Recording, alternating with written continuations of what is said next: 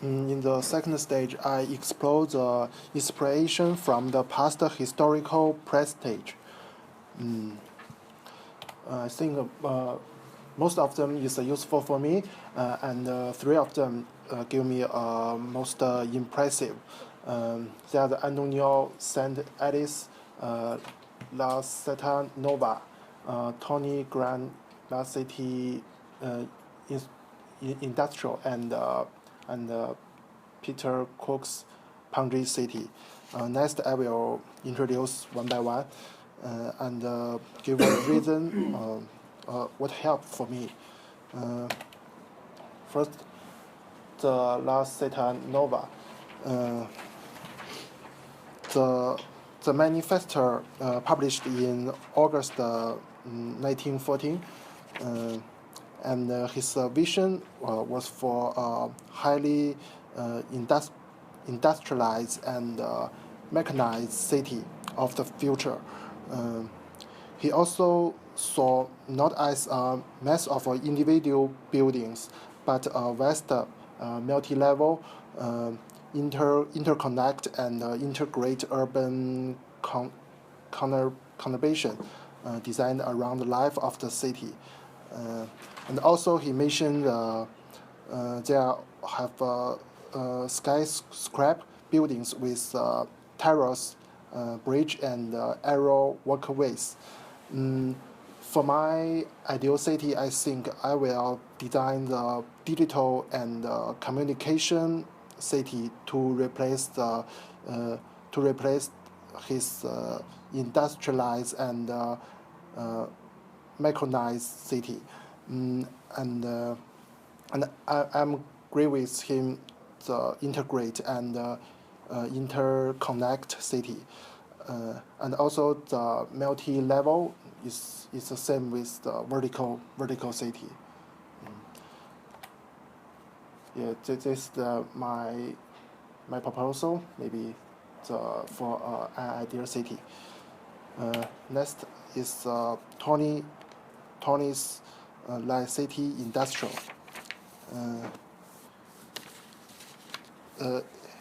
His design is published in 1918. His basic idea includes the separation of the space by function through the zoom into several categories: industrial, civic, residential, healthy, relate, and entertainment. And he mentioned in his city there are 35,000 people. And think about his location is between a mountain and a river because the resource used hydroelectricity to support this city. And so I think about my design for an ideal city. The city should be a well-ordered city by with the function, and I will think about our design. We need to design 1 million population. So I think what's a large, how big for. Or maybe 100. We are downscale to 100,000. Yeah. So I think about the size of our ideal city, and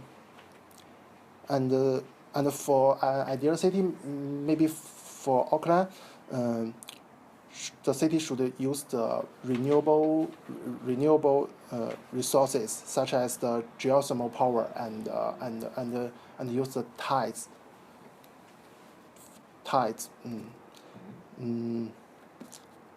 Yeah. And the last one is a Pangri city. It's very interesting.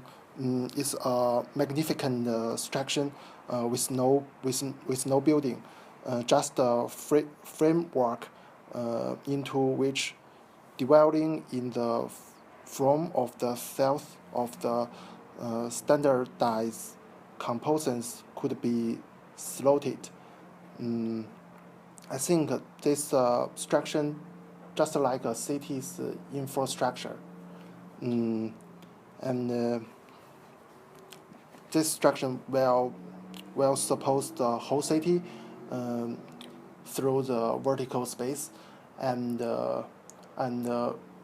he's play a role as a traffic system to transport transport people and vehicle, and deliver the information to make the city more effective and convenience.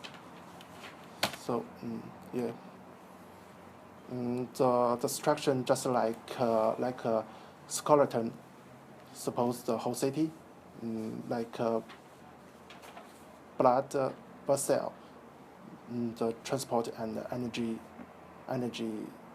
transport, and the nerve transmits the information. Yeah, thanks. It's my. Okay, thank you, Chris. We'll just quickly move to the next. Other I want to say is that probably if you have those presidents, what is interesting is to, at a certain stage, to pose the question, what is it that in our time has that content in visionary content that in a way corresponds to our age. Saint-Elia had that idea of fundamentally using that the new architecture of the new electric power plants or hydroelectric mainly, or other new buildings for the beginning of the modern industry. The second one, which is Tony Garnier, had again a very modern view on how infrastructure, the railway, and all the other things were playing an important role in the organization of the city.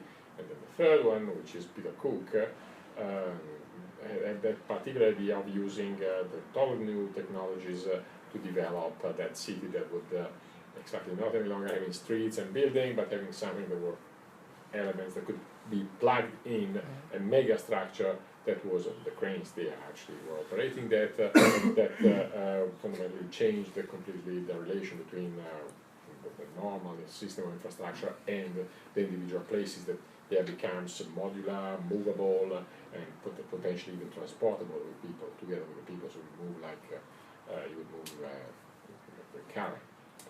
So what is the next step, right? So how they envision the future is probably your main agenda in your manifesto. So how they envision, how can they envision the future at that time could be in a way reproposed today, looking at our technology, looking at our framework, at our problems, as you see in the end. Thank you very much, Chris. Lynn. How much time we still have?